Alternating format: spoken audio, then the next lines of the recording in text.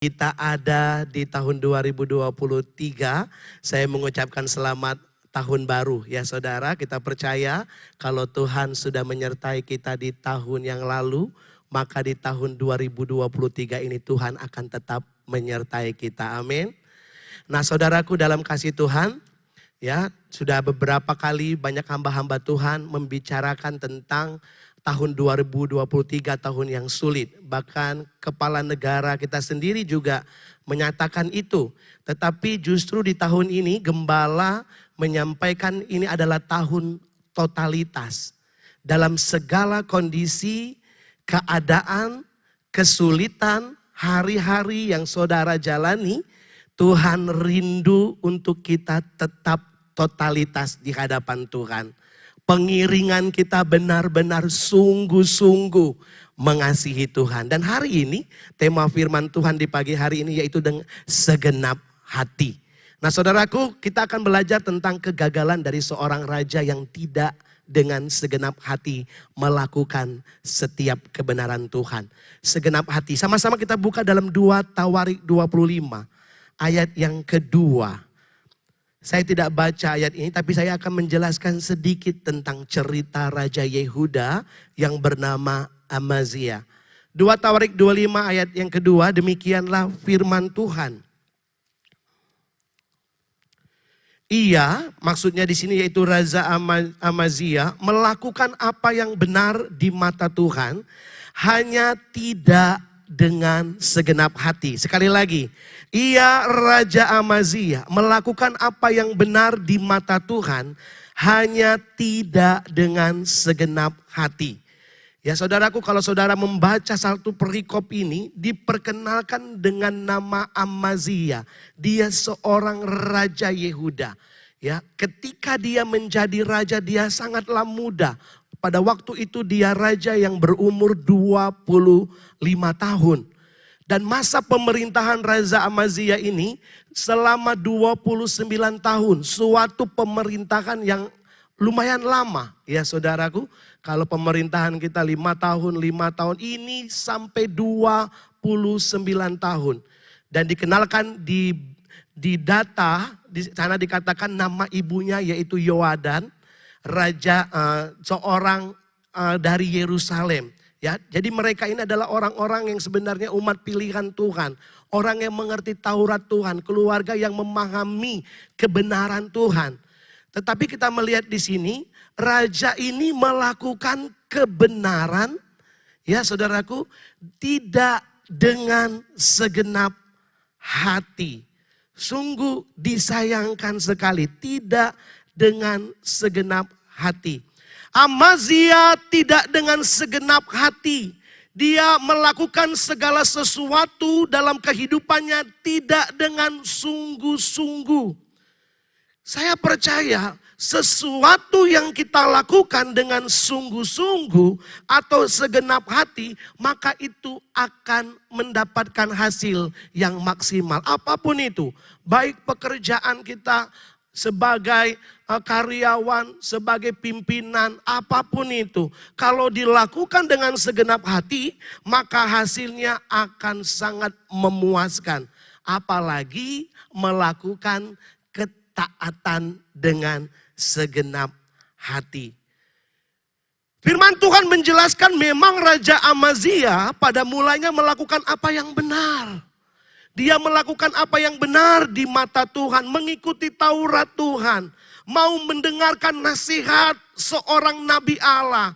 Ya, pada waktu itu Raja Amazia mau berperang, saudara. Ketika Raja Amazia mau berperang, dia menyewa tentaranya Israel, yaitu kerajaan saudaranya, ya, kerajaan Israel. Dia sewa, dia bayar, dan seorang nabi Allah menegur dia. Ketika seorang nabi Allah menegur dia, jangan bersekutu dengan Israel. Apa yang dilakukan Amazia? Dia mengikuti awal yang baik. Dia mendengarkan. Lalu Amazia berkata, saya udah rugi 100 talenta untuk menyewa itu. Lalu nabi Allah itu, abdi Allah itu berkata kepada Amazia, ya, biarkan itu karena Tuhan akan memberkati engkau lebih lagi. Amazia apa responnya? Amazia dia taat mendengarkan suara dari seorang nabi Allah ini, seorang abdi Allah ini. Tetapi karena tidak dengan segenap hati, maka beberapa waktu kemudian ia tidak bertahan. Ia berubah menjadi seorang yang tidak setia. Nah, inilah pokok pembahasan kita. Diperlukan sekali kehidupan anak Tuhan, kehidupan yang segenap hati dalam mengikuti Tuhan. Ketika Amazia berperang melawan Bani Edom, orang-orang Edom, Amazia menang dengan tentaranya Yehuda sendiri tanpa bantuan Israel. Ketika dia menang, dia tinggi hati, dia sombong, dan dia melakukan hal yang tidak berkenan, saudaraku. Amazia mendirikan Mezbah, mengambil alanya Bani Seir, saudaraku. Dibawanya pulang, dia menyembah, dia sujud, membakar korban kepada berhala. Lalu apalagi yang menjadi perubahan dari Amazia? Amazia tidak mendengarkan nasihat. Ya, dikatakan oleh seorang nabi Allah, jangan engkau melawan tentara Israel. Ya, ternyata kemenangan yang dia alami itu membuat dia tinggi hati. Dia ngajak adu kekuatan kepada saudaranya, yaitu kerajaan Israel. Saudaraku, ketika dinasehatkan oleh nabi, jangan. Lalu seorang raja Israel menulis surat kepada Amazia. Sudah, lebih baik engkau duduk, tidur di rumahmu. Jangan adu kekuatan dengan aku. Apa yang terjadi? Tidak mendengarkan nasihat. Inilah kehidupan Amazia. Karena apa? Tidak dengan segenap hati di dalam pengiringan akan Tuhan. Yang tadinya mendengarkan, sekarang tidak mau mendengarkan. Yang tadinya mau dinasihatkan, sekarang tidak mau dinasihatkan. Dan ketika peperangan itu terjadi, Amazia dan tentaranya dikalahkan oleh kerajaan Israel.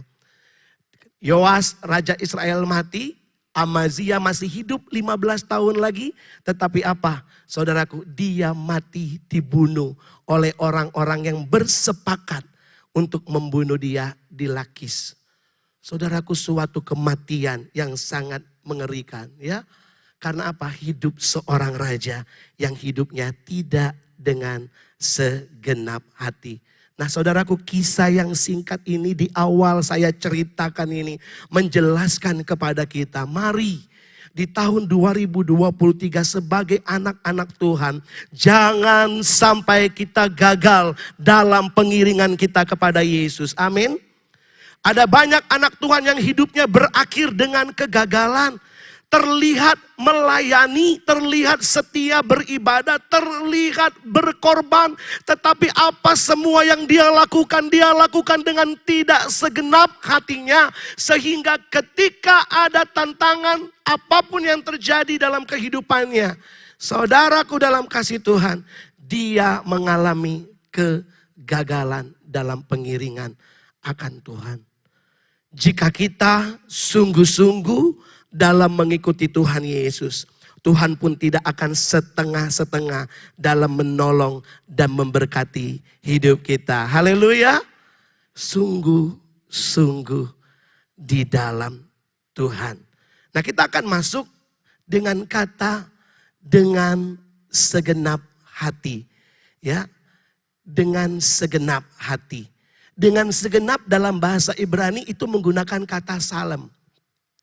Ya, kalau saudara bisa pernah mendengar sering kata shalom, damai, ya, raja dari Salem, ya, aman, bahagia. Ini juga mengerti tentang Yerusalem, ya, makmur, sejahtera. Tetapi kita akan melihat lebih dalam lagi kata tentang segenap hati ini, dengan segenap ini, saudaraku. Yang pertama, saudaraku, arti kata dengan segenap ini, kita akan dapatkan ini, yaitu tentang tuntas, selesai, tidak setengah-setengah. Poin pertama bisa dibukakan, ya. Memahami kata salem, ya saudaraku, tuntas, selesai, tidak setengah-setengah. Nah ini tertulis di dalam Alkitab, kita buka dalam 2 Tawarik 8 ayat 16, demikian firman Tuhan, maka terlaksanalah segala pekerjaan Salomo dari hari dasar rumah Tuhan diletakkan sampai pada hari rumah itu selesai. Perhatikan di sini, dengan demikian selesailah. Kata dengan segenap itu juga dipakai dengan kata selesailah. Salem sudah menjadi rumah Tuhan itu. Selesailah sudah rumah Tuhan itu. Salomo pada waktu dia melayani, saudaraku, dia membangun rumah Tuhan, dia bekerja menyelesaikan apa yang dipesankan ayahnya Daud untuk membangun rumah Tuhan. Perhatikan di sini dia bertanggung jawab dengan apa yang dipercayakan sehingga rumah Tuhan itu apa? Selesai. Ini luar biasanya Raja Salomo. Ya, raja yang diberkati dan dipakai oleh Tuhan. Dikatakan ketika dia membangun, perhatikan tadi ayat yang sudah kita baca, dari diletakkan dasar. Dari diletakkan dasar sampai rumah Allah itu jadi dengan selesai. Artinya apa? Salomo melakukan pekerjaannya, pelayanannya, tanggung jawabnya dengan tuntas, dengan selesai, dengan segenap hati, dengan salem dikatakan di situ. Ini yang akan kita pelajari di bagian yang pertama, saudaraku. Seharusnya sebagai anak Tuhan, kita juga memiliki hal yang sama dalam pengiringan kita akan Tuhan. Ya, dalam hal melakukan kehendak Tuhan. Dalam kondisi sulit, kita tetap dituntut, saudaraku, melakukan kebenaran firman Tuhan. Kita tetap berkomitmen mengiringi Yesus. Dan kami rindu, saudaraku, sebagai hamba-hamba Tuhan, jemaat Tuhan, tetap dikatakan di sini selesai, tuntas dalam pengiringan akan Tuhan. Apapun yang saudara dipercayakan oleh Tuhan. Sebagai bekerja, saudara bekerjalah dengan tuntas. Amin. Ketika saudara dipercayakan melayani Tuhan di tahun 2023.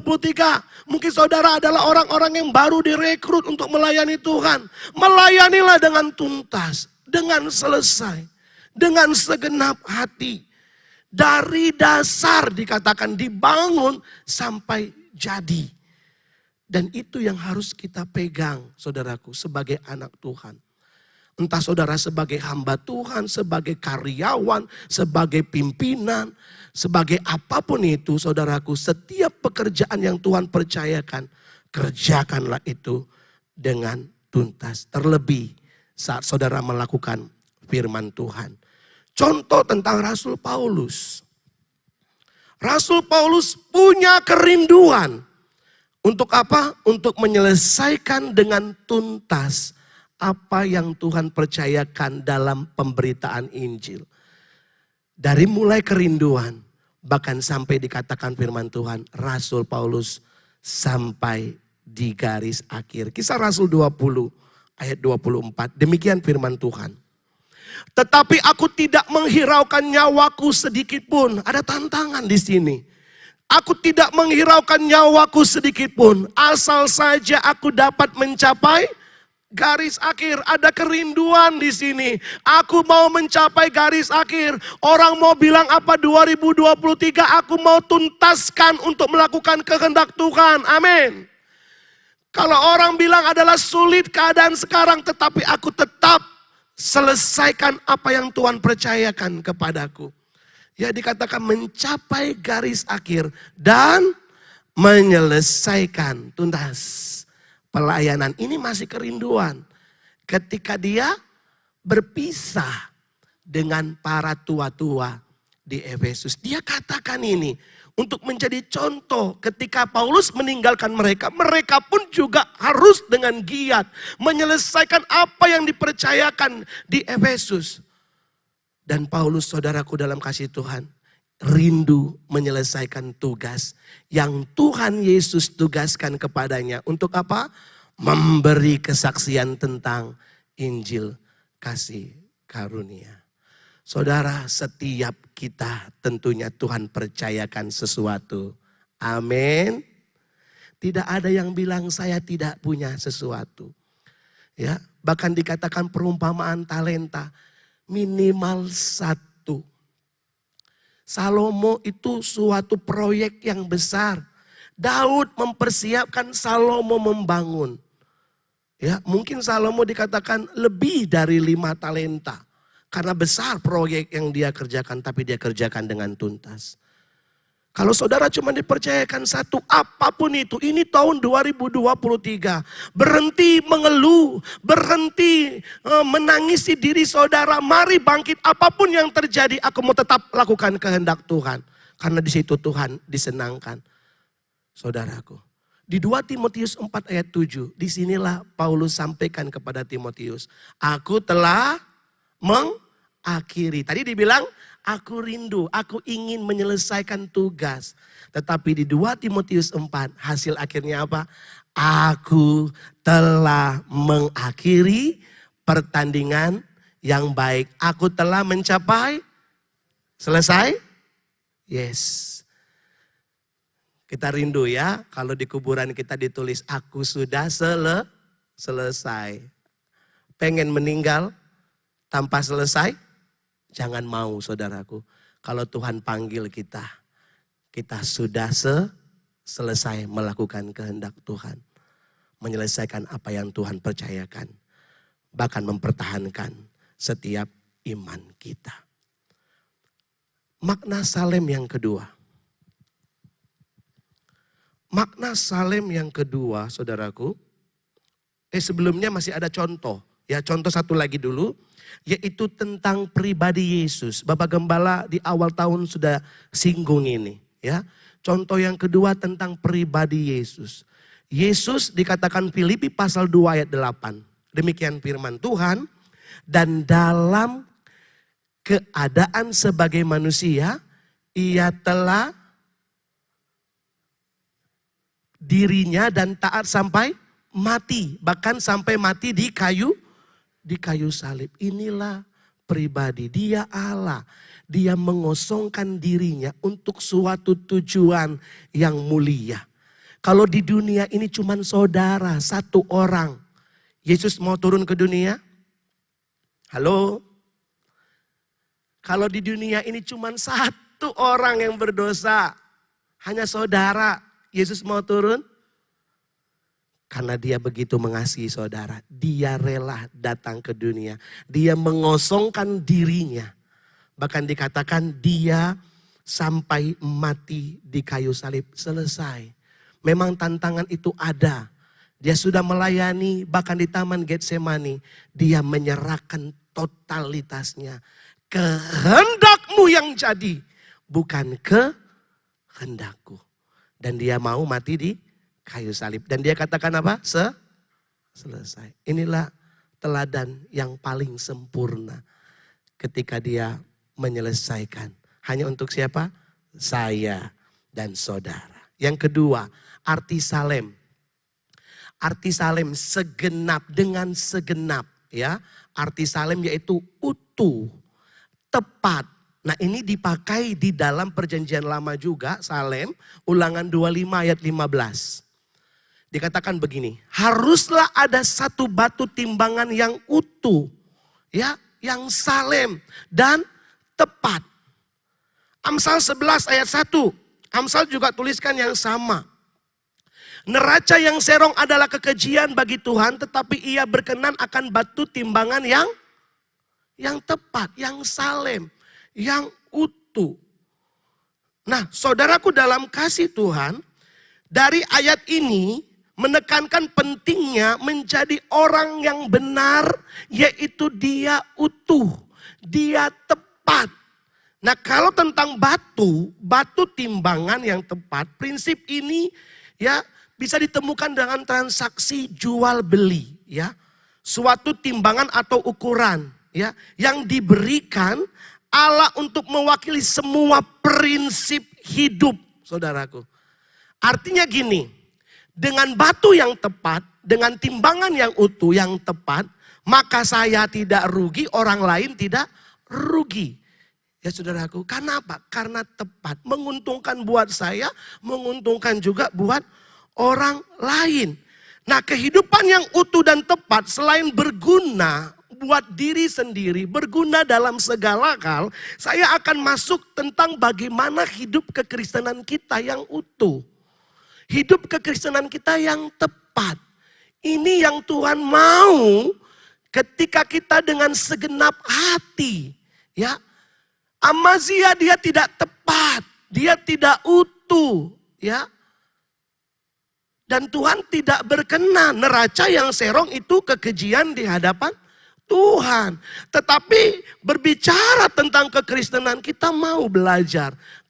Kalau kita mau belajar menjadi Kristen yang utuh dan tepat. Seimbang, saudaraku. Ya, Secara penjelasan, secara materi, secara jasmani, Amazia itu seorang pemimpin yang hebat menurut saya. Bayangkan saudaraku, untuk menyewa tentara Israel yang dibatalkan pada waktu itu, dia butuh dana yang besar. 100 talenta kalau tidak salah. Dari mana itu kalau perekonomiannya tidak maju? Tetapi perekonomian dari Amazia, wow, luar biasa. Militernya, ya tentaranya sangat baik. Mungkin politik dan sebagainya. Ya, sangat maju. Itu dari sisi jasmani dari Raja Amazia. Tetapi ketika kita melihat ayat yang kita sudah baca tadi, dia tidak dengan segenap hati. Ada sisi yang tidak utuh dalam dirinya. Ada sisi yang tidak tepat dalam dirinya. Kerohaniannya mengalami kemerosotan. Kerohaniannya mengalami kegagalan. Bahkan firman Tuhan katakan di ayat 27. Bayangkan ini. 2 Tawarik 25 ayat 27 tadi. Dikatakan setelah Yoas musuhnya tadi, Raja Israel mati, dia masih hidup 15 tahun. Suatu tahun kesempatan untuk dia boleh memperbaiki diri. Coba dibuka ayat 27. Tidak saya catat di situ, tetapi kalau kita buka di 2 Tawarik tadi, ayat 27, 2 Tawarik 25 ayat 27. Sejak Amazia, ayat 26 lebih dulu.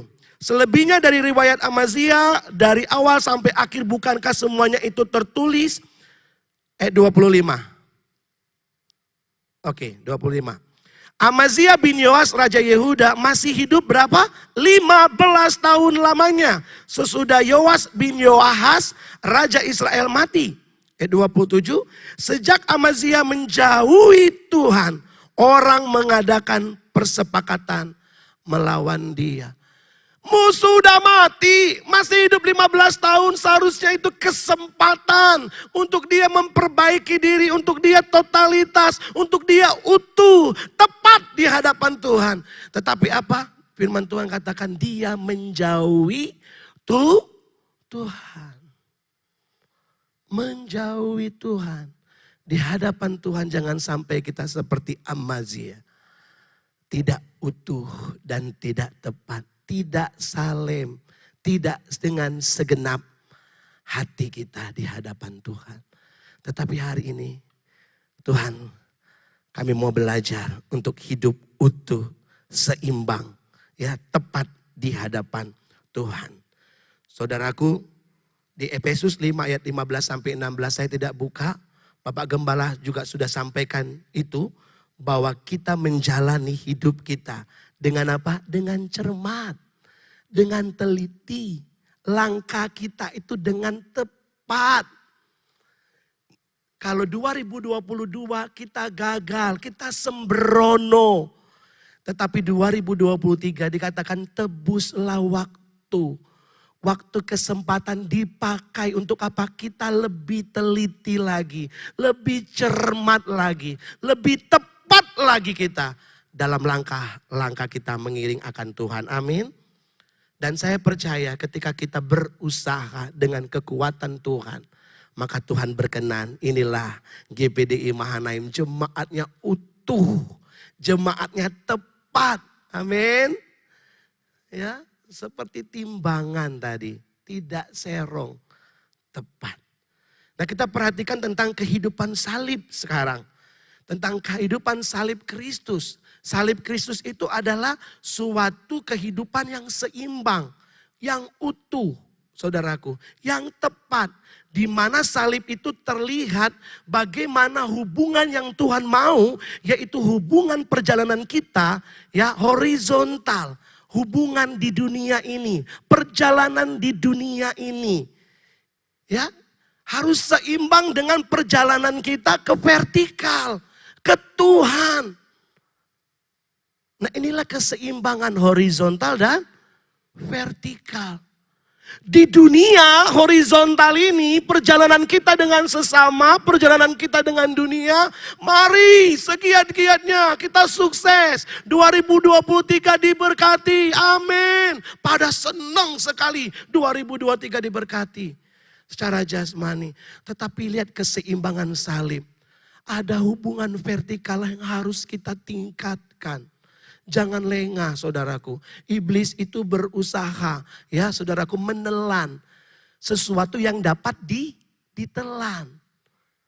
Sesuatu yang dapat ditelan maka itulah yang menjadi mangsa iblis. Kalau kita tidak seimbang dan tidak utuh, siap-siap saudaraku. Kita akan menjadi mangsanya iblis. Tetapi kalau kita utuh, secara rohani kita diberkati, secara jasmani kita diberkati. Maka kehidupan yang seimbang itu berkenan di hadapan Tuhan. Kita tidak bisa memilih, aku mau lebih meningkat seperti Amazia. Ya saudaraku, ingat kegagalan Amazia, mati, dibunuh saudara. Tetapi hari ini kita belajar, aku mau meningkat. Yohanes 6 ayat 26. Perhatikan di sini. Yohanes 6 ayat 26, Yesus menjawab mereka. Aku berkata kepadamu, sesungguhnya kamu mencari aku, bukan kamu telah melihat tanda-tanda. Melainkan karena kamu telah makan roti itu dan kamu kenyang. Ya. Penegasan Tuhan Yesus di sini menjelaskan tentang orang banyak. Masih ingat 5 roti dan 2 ikan? Berbondong-bondong orang mengikuti Yesus. Yesus menyeberang, kemana Yesus? Ketika bertemu Yesus, Yesus kok kamu sudah tiba di sini? Mereka mengikuti Yesus, saudaraku, bukan karena melihat tanda dan percaya. Melainkan karena apa? Telah makan roti dan menjadi kenyang. Penegasan Yesus mau menegur mereka karena mereka lebih fokus kepada kebutuhan jasmani. Ini hati-hati. Kamu dikatakan ya mencari aku bukan karena kamu melihat tanda-tanda, melainkan karena perut, karena kebutuhan jasmani. Ya, saudaraku, kebutuhan jasmani bisa habis lenyap. Tetapi bagaimana dengan kerohanian yang kita harus tanggung jawabkan sampai kepada kekekalan. Nah, hari ini aku mau utuh di hadapan Tuhan. Amin. Ya.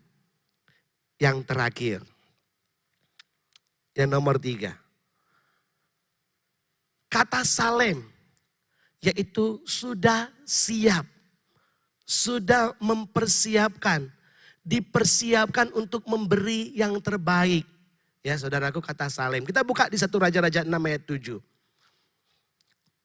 Pada waktu rumah itu didirikan, ini menyangkut tentang bait Allah tadi. Dipakailah batu-batu yang telah disiapkan, telah salem, ya, di penggalian. Dan ini sebenarnya bercerita tentang apa yang sudah Daud mempersiapkan buat rumah Tuhan. Ternyata Daud ini salem, saudaraku. Daud ini memberi yang terbaik, mempersembahkan yang terbaik, mempersiapkan yang terbaik untuk apa? Untuk rumah Tuhan. Nah, pertanyaan dari saya, mengapa Daud sedemikian rupa untuk Tuhan? Semua disiapkan, batu disiapkan, kayu-kayu disiapkan, emas disiapkan. Dan persiapan yang Daud berikan, itu persiapan yang terbaik. Bukan kawi-kawi, bukan abal-abal, ya, yang benar-benar yang terbaik. Mengapa Daud bisa siap atau mempersiapkan yang terbaik? Karena Daud memiliki hubungan yang berkualitas dengan Tuhan. Ingat Amazia tadi, melakukan yang benar tetapi tidak berkualitas. Ya, Tuhan mau utuh, Tuhan mau berkualitas. Saudaraku, Daud bisa tergerak mempersiapkan semuanya karena Daud memiliki hubungan yang berkualitas. Hubungan yang kita miliki berpengaruh terhadap standar yang kita beri. Betul atau betul? Ya kan? Hubungan yang kita miliki berpengaruh terhadap standar yang kita beri. Kalau ada orang yang saudara kenal sekali, tiba-tiba meminta bantuan. Tidak pernah minta bantuan, sekali minta bantuan, apa yang saudara lakukan? Saudara akan beri lebih karena aku kenal baik sama orangnya. Tiba-tiba ada yang datang gak kenal. Paling saudara memberi apa? Apa adanya. Ternyata ini mempengaruhi ya saudaraku. Semakin berkualitas sebuah hubungan, maka semakin tinggi standar memberi yang ada dalam hubungan tersebut. Baca sama-sama yuk. 1, 2, 3. Semakin berkualitas sebuah hubungan, semakin tinggi standar memberi yang ada dalam hubungan tersebut. Saudara kalau sayang sama istri saudara, bapak-bapak, ya, kalau memberi, ya saudaraku, maka saudara akan memberi yang seperti apa? Itu akan terlihat. Dengan anak saudara seperti apa? Pasti yang terbaik kan?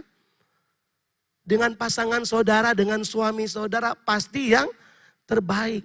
Semakin saudara mengasihi pasangan saudara, maka saudara akan semakin memberi yang terbaik. Mempersiapkan segala sesuatu. Ada anak Tuhan, saudaraku, ya diberkati, dia persiapkan matang-matang buat anaknya. Bahkan buat keturunan berikutnya. Kenapa? Karena dia memiliki hubungan yang berkualitas dalam keluarganya. Nah, kita melihat di sini saudaraku. Bertolak dari pemahaman ini, standar kita dalam memberi sekarang. Bagi pekerjaan Tuhan. Waduh, awal tahun sudah ditantang memberi. Inilah totalitas. Ya. Susah kehidupan saudaraku. Apapun yang terjadi Tuhan minta totalitas. Karena disitulah berkat Tuhan akan tercurah buat kita. Dalam hal pekerjaan Tuhan, dalam hal pengorbanan yang kita lakukan buat Tuhan, saudaraku, ditentukan oleh kualitas hubungan kita dengan Tuhan. Kita bisa melihat di Alkitab, dalam perjanjian lama ada orang-orang yang memberi terbaik bagi Allah. Berkorban yang terbaik bagi Allah. Melakukan apa yang diperintahkan Allah, persis apa yang Tuhan mau. Kok bisa dia mampu? Karena dia memiliki hubungan yang berkualitas dengan Tuhan. Jadi saudaraku, kesiapan atau mempersiapkan yang terbaik itu tergantung dengan hubungan. Nah, ini saya mencatat di sini. Mereka yang memiliki hubungan yang berkualitas dengan Tuhan, umumnya memiliki standar yang tinggi dalam memberi, yakni senantiasa berupaya memberi yang terbaik. Aku mau usaha yang terbaik lah. Apapun yang Tuhan percayakan, aku akan lakukan yang terbaik. Ya. Buat gereja, buat pekerjaan Tuhan, buat Injil Tuhan diberitakan. Apapun itu, kalau memang Tuhan percayakan itu, yang aku lakukan yang terbaik. dalam perjanjian baru. Salah satu contoh Yohanes 12 ayat 1-8. Saya nggak baca semua ayat ini. Saya hanya baca ayat yang ketiga. Bagaimana seorang yang memberi yang terbaik dari hidupnya. Demikian firman Tuhan. Ayat yang ketiga dari Yohanes 12. Bisa dibuka tadi. Nah, Maria memberi yang terbaik. Ayat 3. Maka Maria mengambil setengah kati minyak narwastu murni yang mahal harganya, lalu meminyaki kaki Yesus dan menyekakannya dengan rambutnya, dan bau minyak semerbak di seluruh rumah itu. Perhatikan apa yang dilakukan Maria. Maria mempersembahkan minyak narwastu murni yang diperkirakan harganya itu gaji seorang buruh 1 tahun, saudaraku. Ya, dia beli minyak ini, dia persiapkan minyak ini, sesuatu yang berharga yang dia boleh persiapkan untuk dirinya, dia persembahkan buat Tuhan. Dia tumpahkan buat Tuhan. Bahkan dikatakan rambutnya. Orang bilang wanita itu rambutnya mahkota dari seorang wanita. Ya, diberikan buat Tuhan, tanda penghormatan. Saudaraku, inilah contoh standar yang dilakukan. Karena apa? Karena memiliki hubungan yang berkualitas. Dia tahu siapa Yesus. Dia sudah mengecap betapa baiknya Yesus dalam kehidupannya. Ya, dia tahu siapa Yesus yang sudah menolong dirinya, menyelamatkan keluarganya. Dan ketika hubungan ini terjalin, maka apapun dia mau beri dan lakukan buat Tuhan. Tetapi anehnya ketika Maria melakukan ini, semua orang tidak mendukung apa yang Maria lakukan. Karena apa? Karena orang ini tidak memiliki hubungan yang berkualitas dengan Tuhan. Sehingga apa? Salah, rugi, bodoh kamu berkorban. Untuk apa kamu memberi? Karena orang-orang ini tidak memiliki hubungan yang berkualitas. Tidak salem, tidak dengan segenap. Saudaraku, tidak memberi yang terbaik. Tetapi Maria, dia dekat dengan Tuhan. Berbeda dengan Yudas, dia bersama dengan Tuhan. Tetapi tidak berkualitas. Saudara mau pilih mana? Rajin ke gereja, ya, tetapi hatinya tidak buat Tuhan. Atau rajin ke gereja, tapi hatinya buat Tuhan. Karena kualitas menentukan pemberian saudara buat Tuhan. Saudaraku, mereka yang tidak memiliki hubungan, ini tentang Yudas tadi.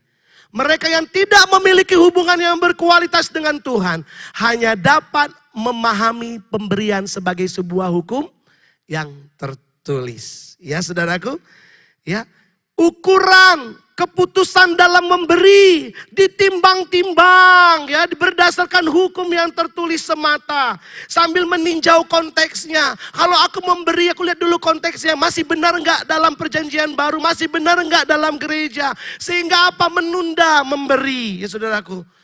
Bahkan berhenti memberi, tidak melakukan apa yang menjadi kewajibannya di hadapan Tuhan. Saudaraku dalam kasih Tuhan, ketika orang dengan setia mengembalikan milik Tuhan saja, dia setia mengembalikan milik Tuhan, dia setia berkorban buat Tuhan. Tetapi ada orang yang senantiasa periksa konteksnya gimana, ya, hukumnya seperti apa, apakah itu masih berlaku, saudaraku. Padahal dia mencari banyak alasan, hanya untuk apa? Hanya untuk dia tidak mau berkorban atau mempersembahkan yang terbaik buat Tuhan. Tetapi saya percaya saudaraku, kalau kita mengasihi Tuhan bukan soal tertulis atau tidak. Kalau kita mengasihi Tuhan, maka seharusnya itu akan menjadi hal yang luar biasa kita lakukan. Kita memberikan persepuluhan, kita memberikan korban, kita memberikan persembahan. Karena apa? Karena bukan hanya tertulis, tetapi karena kita mengasihi Tuhan. Kita mau kasih lebih buat Tuhan. Inilah kualitas dalam hal memberi. Saudaraku, betapa indahnya dan luar biasanya kalau kita menjadi salem, saudaraku. Memberi yang terbaik buat Tuhan. Dan pagi hari ini, biarlah ini bukan hanya sekedar pemahaman kita, tetapi menjadi sesuatu yang merema. Tuhan, di tahun 2023 aku mau totalitas di hadapan Tuhan. Amin. Nah, kesimpulannya saudaraku, kesimpulannya di dalam Matius 22 ayat 37. Dikatakan begini, jawab Yesus, kasihilah Tuhan Allahmu dengan segenap itu diulang-ulang. Dengan segenap hati, dengan segenap jiwa, dan dengan segenap akal budimu. Kasihi Tuhan dengan salem. Artinya apa? Kalau Tuhan percayakan sesuatu, saudara lakukan perintah Tuhan dengan tuntas. Amin. Karena saudara mengasihi Tuhan. Bahkan dikatakan, aku utuh, tepat, tidak serong di hadapan Tuhan. Karena apa? Dengan segenap hati saudara mengasihi Tuhan. Bahkan ketika saudara memberikan korban persembahan saudara, mengembalikan milik Tuhan, tidak mempertanyakan lagi apa benar, untuk apa, untuk seperti apa. Tetapi kalau saudara dengan segenap hati, maka saudara akan mempersiapkan seperti Daud. Dia mempersiapkan yang terbaik bagi Tuhan. Masih 8 hari kita di tahun 2023 ini. Biarlah kita dengan komitmen baru. Aku mau totalitas di hadapan Tuhan. Dengan memberi seluruh kehidupanku. Melakukan kehendak Tuhan. Terus utuh, tepat, seimbang di hadapan Tuhan. Bahkan dengan penuh iman dan keberanian. Memberi yang terbaik. Saudara tahu, Yesus sudah memberi yang terbaik buat saya dan saudara. Tetapi bagian kita saat ini, aku mau juga memberi yang terbaik buat Tuhan.